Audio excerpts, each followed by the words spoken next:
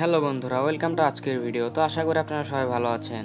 তো বন্ধুরা, আপনি হয়তো গ্রামীণ সিমের ইমার্জেন্সি মিনিট নিতে না পারায় আজকের এই ভিডিওতে ক্লিক করেছেন। তো চিন্তার কোনো কারণ নেই, আমি আপনাদের দেখাবো কীভাবে একটি গ্রামীণ সিমে ইমার্জেন্সি মিনিট নিতে হয়।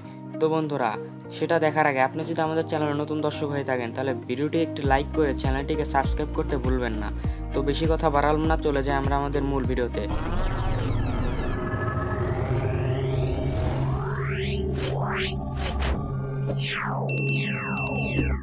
তো সেটা করার জন্য আপনাদের ডায়াল প্যাডটা ওপেন করে নেবেন।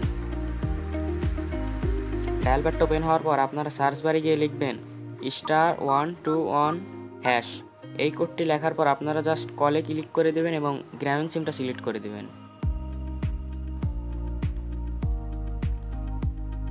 তো বন্ধুরা, তারপর একটা এরকম ইন্টারফেস আসলে আপনারা এখানে 4 লিখে সেন্ডে ক্লিক করবেন।